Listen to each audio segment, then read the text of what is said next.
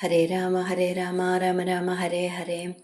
ഹരേ കൃഷ്ണ കൃഷ്ണ കൃഷ്ണ ഹരേ ഹരേ. കൃഷ്ണായ വാസുദേവായ ദേവകീ നന്ദനായ ച നന്ദഗോപകുമാരായ ഗോവിന്ദായ നമോ നമ. എല്ലാ സജ്ജനങ്ങൾക്കും നമസ്കാരം. ഇന്ന് 64-ാമത്തെ ദശകം നോക്കാം. ഗോവിന്ദാഭിഷേകം. ഒന്നാമത്തെ ശ്ലോകം. ആലോക്യശൈലോധരണാദിരൂപം പ്രഭാവമുച്ചൈസ്തവ ഗോപലോകാ വിശ്വേശ്വരം ത്വാം അഭിമത്യ വിശ്വേ നന്ദം ഭവജ്ജാതകമന്വപൃച്ഛൻ. പദം മുറിച്ച് പറയാം.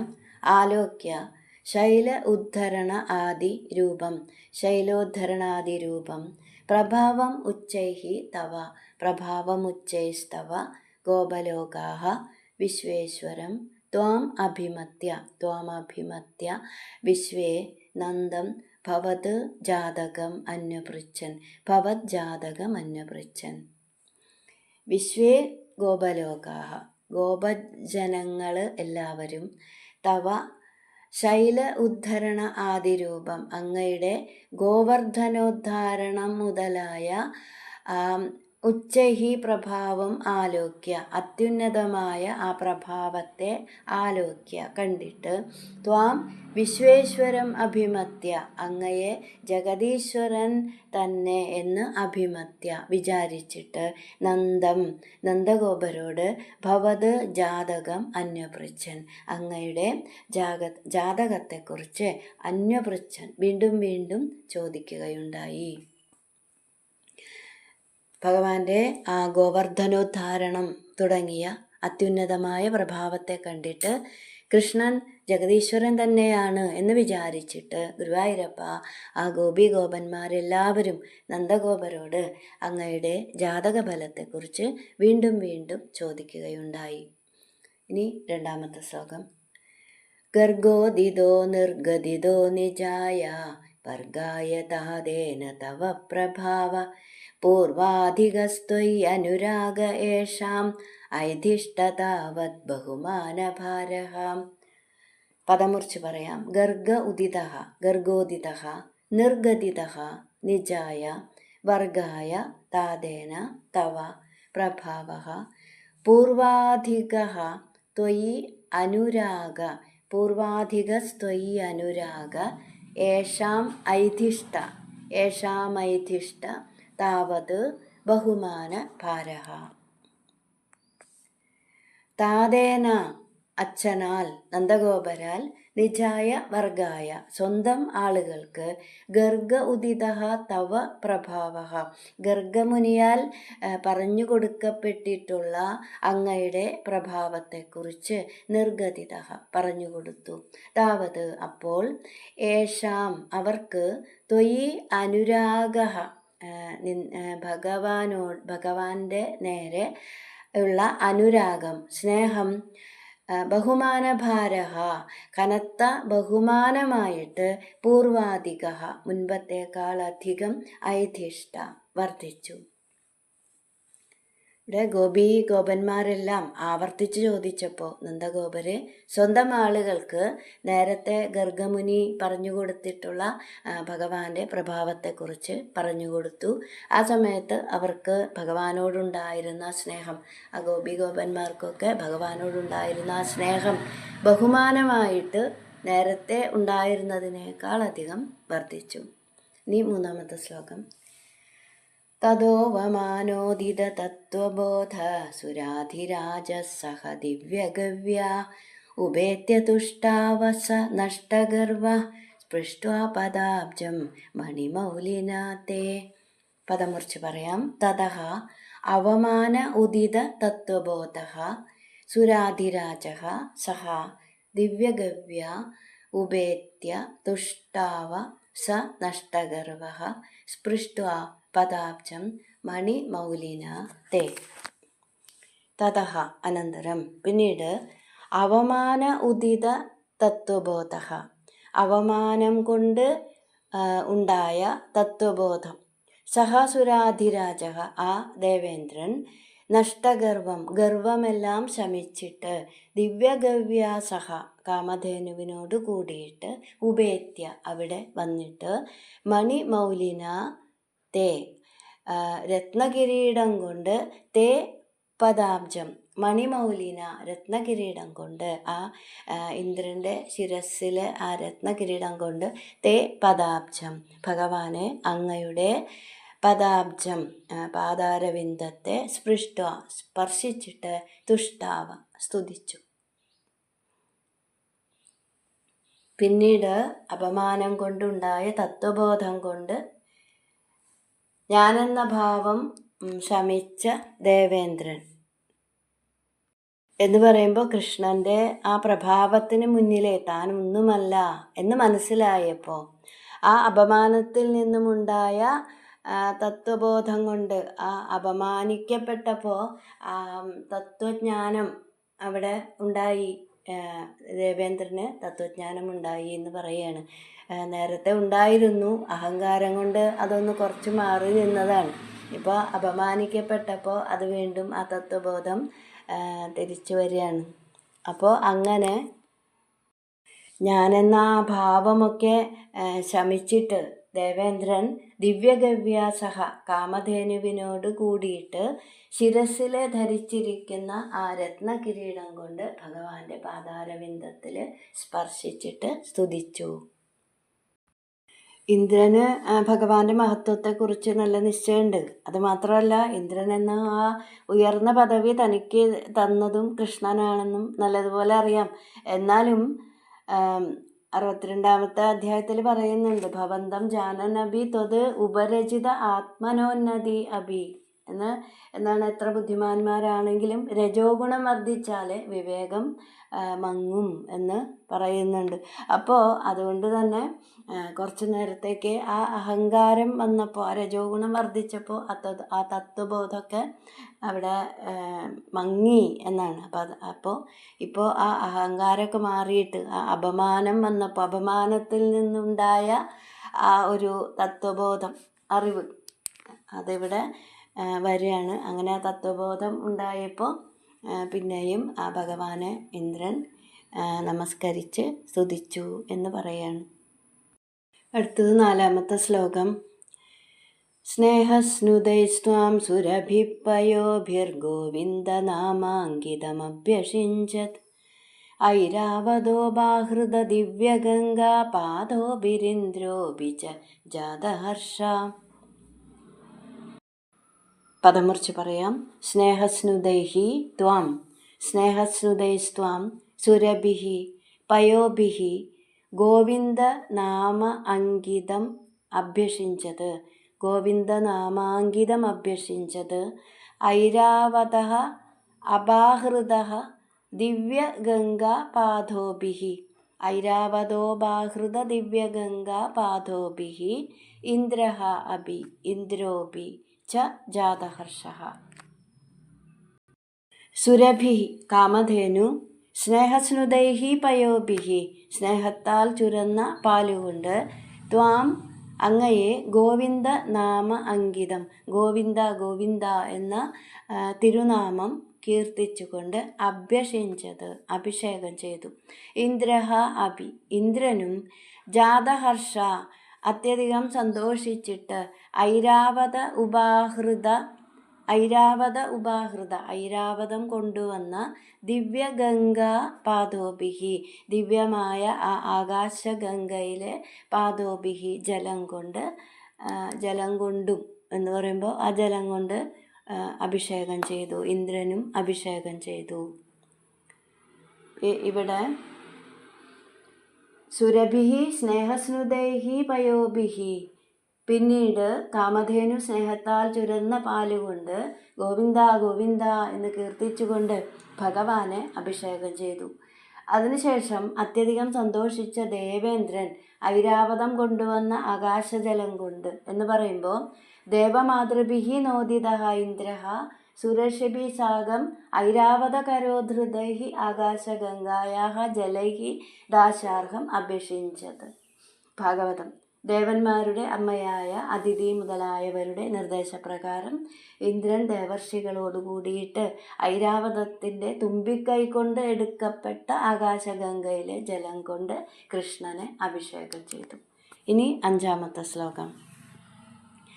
ജഗത്രയേശേ ത്വയി ഗോകുലേശേ തഥാഭിഷിക്തേ സതി ഗോപവാടാം നാഗേഭി വൈകുണ്ഠപദേപ്യലഭ്യാം ശ്രിയം പ്രഭേദേ ഭവതഃ പ്രഭാവാത്.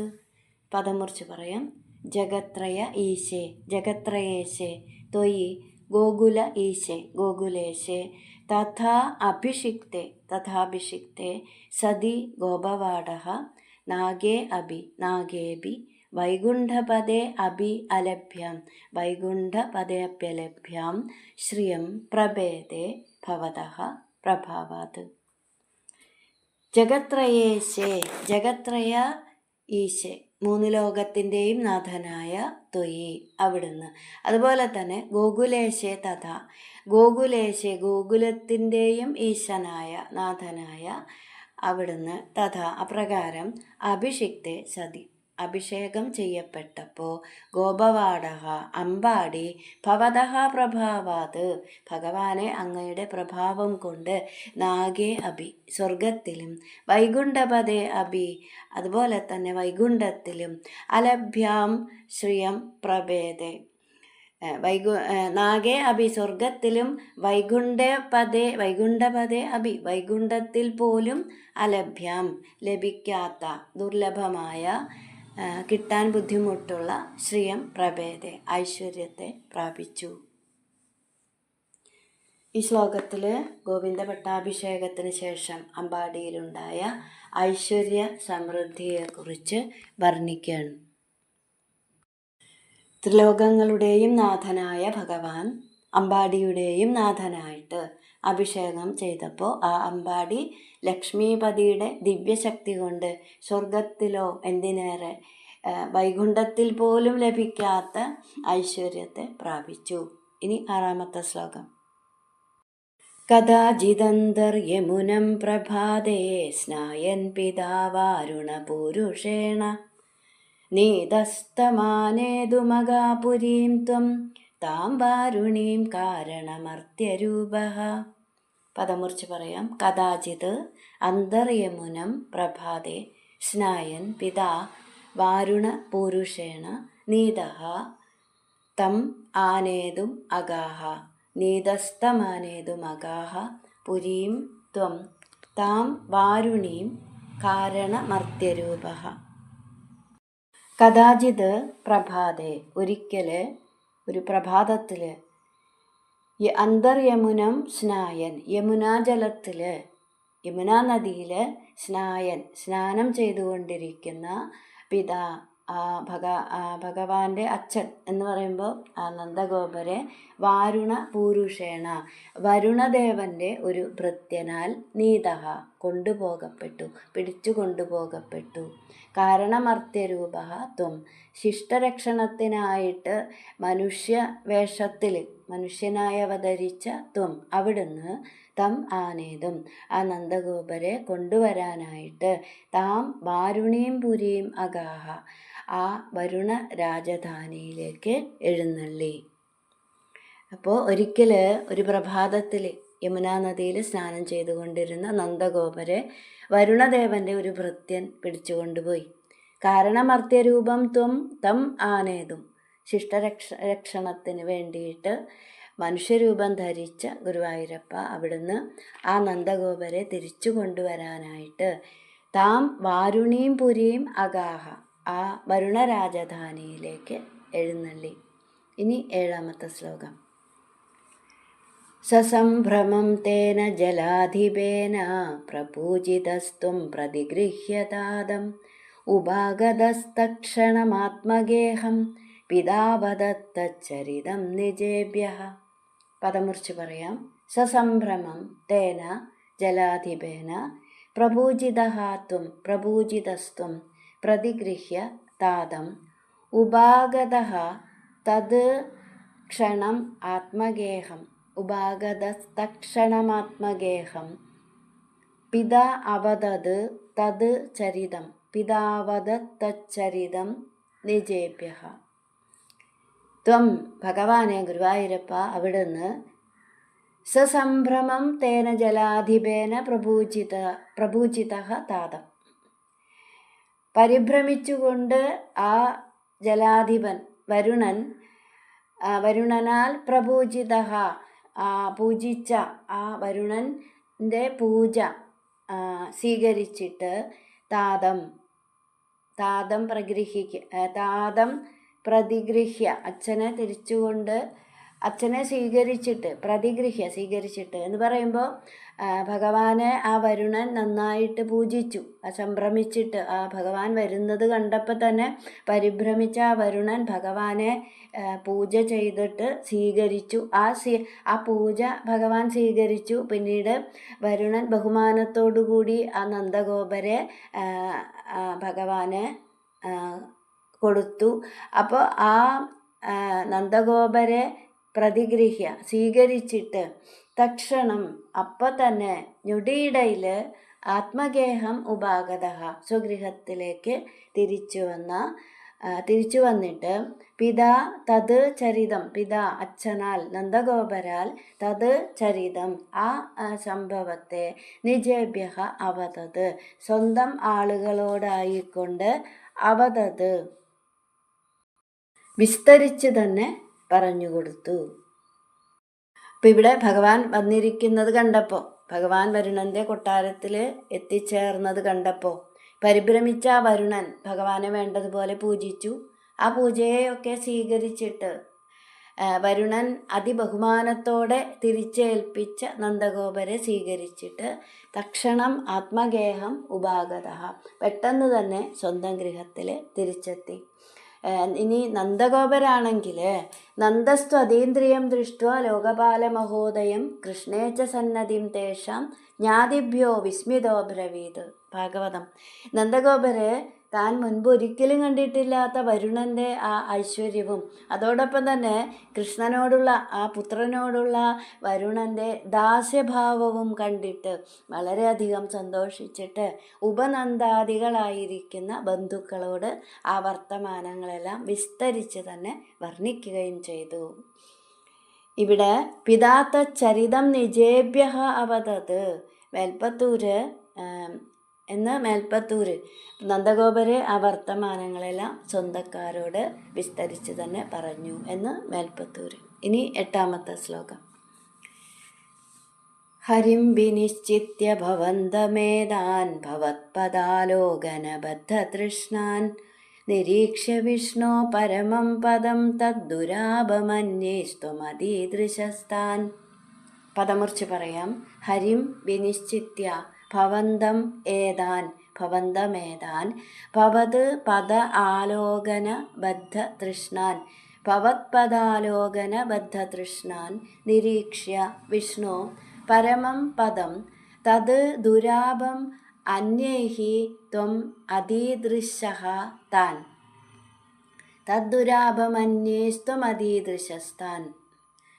വിഷ്ണു ഗുരുവായൂരപ്പ ഏതാൻ ഭവന്തം ഹരിം വിനിശ്ചിത്യ ആ ഗോപന്മാര് അങ്ങയെ ഹരിം വിനിശ്ചിത്യ ഹരിയാണെന്ന് മനസ്സിൽ നല്ലതുപോലെ ഉറപ്പിച്ചിട്ട് ഭവത് പദ ആലോകന ബദ്ധതൃഷ്ണാൻ അങ്ങയുടെ പദ ആലോകന എന്ന് പറയുമ്പോൾ അങ്ങയുടെ ആ സ്ഥാനത്തെ കാണാൻ, ആ ഭഗവത് പദത്തെ കാണാൻ, വൈകുണ്ഠത്തെ കാണാനായിട്ട് ബദ്ധതൃഷ്ണാൻ വളരെയധികം ആഗ്രഹത്തോടുകൂടിയവരായ അവർ ഭഗവാന്റെ ആ പദത്തെ കാണാൻ വളരെയധികം ആഗ്രഹിക്കുന്നു എന്ന് കണ്ടിട്ട് മനസ്സിലാക്കിയിട്ട് അന്യേഹി ദുരാപം പരമം മറ്റ് ജനങ്ങൾക്ക് ദുരാപം അനുഭവിക്കാൻ കണ്ടെത്താൻ സാധിക്കാത്ത പരമം തത് പദം പരമമായ ഉത്കൃഷ്ടമായ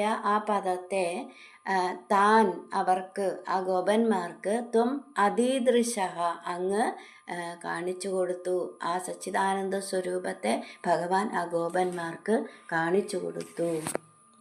ഇവിടെ ഭഗവാന്റെ ഇത്തരത്തിലുള്ള അത്ഭുത ലീലകൾ കണ്ടും കേട്ടുമൊക്കെ ഇരിക്കുന്ന ആ വ്രജവാസികൾക്ക് കൃഷ്ണൻ എന്ന പേരിൽ തങ്ങളുടെ ഇടയിൽ കിടന്ന് കളിക്കുന്ന ആ ഭഗവാനെ സാക്ഷാത് ഈശ്വരനായിട്ട് തന്നെ അവർ വിചാരിക്കുകയാണ്.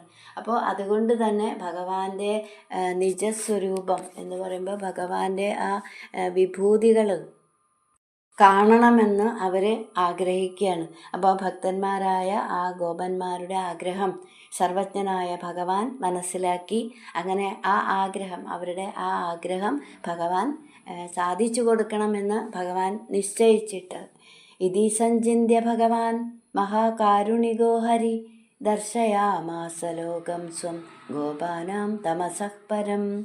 ഗോപന്മാർക്ക് പ്രാകൃത പ്രപഞ്ചത്തിന് അതീതമായ തൻ്റെ ലോകത്തെ, വൈകുണ്ഠത്തെ വിഷ്ണു ഭഗവാൻ കാണിച്ചു കൊടുത്തു എന്ന് ഭാഗവതം. അന്യേഹി ദുരാപം പരമം പദം താൻ അതീദൃശഃ. മറ്റു ജനങ്ങൾക്ക് അനുഭവിക്കാൻ കഴിയാത്ത ആ പരമപദം ഗോപന്മാർക്ക് കാണിച്ചു കൊടുത്തു എന്ന് മേൽപ്പത്തൂര്. ഇനി 9ാമത്തെ ശ്ലോകം. സ്ഫുരത് പരാനന്ദരസപ്രവാഹ പ്രപൂർണ കൈവല്യ മഹാപയോധൗ ചിരം നിമഗ്നാ ഖലു ഗോപസംഗാഃ ത്വയൈവ ഭൂമൻ പുനരുദ്ധൃതാസ്തേ. പദമുറിച്ച് പറയാം. സ്ഫുരത് പര ആനന്ദരസ പ്രവാഹ പ്രപൂർണ കൈവല്യ മഹാപയോധൗ. സ്ഫുരത് പരാനന്ദരസ പ്രവാഹ പ്രപൂർണ കൈവല്യ മഹാപയോധൗ ചിരം നിമഗ്നാഃ ഖലു ഗോപസംഘാഃ ത്വയൈവ ഗോപസംഘാസ്ത്വയൈവ ഭൂമൻ പുനഃ ഉദ്ധൃതാഃ തേ പുനരുദ്ധൃതാസ്തേ. ഗോപസംഘാഃ ആ ഗോപജനങ്ങൾ എല്ലാവരും സ്ഫുരത് പരാനന്ദരസ പ്രകാശിച്ചു കൊണ്ടിരിക്കുന്ന പരമാനന്ദരസത്തിൻ്റെ പ്രവാഹം, ആ ഒഴുക്ക്, ആ ഒഴുക്കുകൊണ്ട് പരിപൂർണമായ കൈവല്യ മഹാപയോധവും മോക്ഷമാകുന്ന വിശാല സമുദ്രത്തിൽ ചിരം നിമഗ്നാഹ ഖലു വളരെ നേരം അവരങ്ങനെ ആണ്ടുപോയി പോലും. ഭൂമൻ ഭഗവാനെ പുനഃ പിന്നീട് തേ അവർക്ക് ത്വയാ ഏവ അങ്ങയാൽ തന്നെ ഉദ്ധൃതാഹ തേ അവരെ ത്വയാ ഏവ അങ്ങയാൽ തന്നെ ഉദ്ധൃതാഹ ഉദ്ധരിക്കപ്പെടുകയും ചെയ്തു എന്ന് പറയുമ്പോൾ വൈകുണ്ഠലോകത്തെ ദർശിച്ച നന്ദൻ മുതലായ ഗോപന്മാർ പരമാനന്ദരസമാകുന്ന സമാധിയിലേക്ക് ആണ്ടുപോയി എന്നാണ്. സ്ഫുരത് പരാനന്ദരസപ്രവാഹ പ്രപൂർണ കൈവല്യ മഹാപയോധൗ. പ്രകാശിക്കുന്ന പരമാനന്ദമാകുന്ന രസത്തിൻ്റെ ഒഴുക്കിനാൽ പരിപൂർണമായ മോക്ഷമാകുന്ന വിശാല സമുദ്രത്തിൽ ചിരം നിമഗ്നാഹ ഖലു വളരെ നേരം ആണ്ടുപോയത്രേ. പിന്നീട് ഭഗവാൻ അവരെ സമാധിയിൽ നിന്ന് ഉണർത്തുകയും ചെയ്തു. ഇനി 10ാമത്തെ ശ്ലോകം. കരഭദരവദേവം ദേവകുത്രാവതാരേ പരപദമനവാപ്യം ദർശിതം ഭക്തിഭാജാം തദിഹ പശുപരൂപീ ത്വം ഹി സാക്ഷാത് പരാത്മാ പവനപുരനിവാസിൻ പാഹി മാം ആമയേഭ്യ. പദമുറിച്ച് പറയാം. കരഭദരവദേവം ദേവ കുത്രാവതാരേ പരമപദം അനവാപ്യം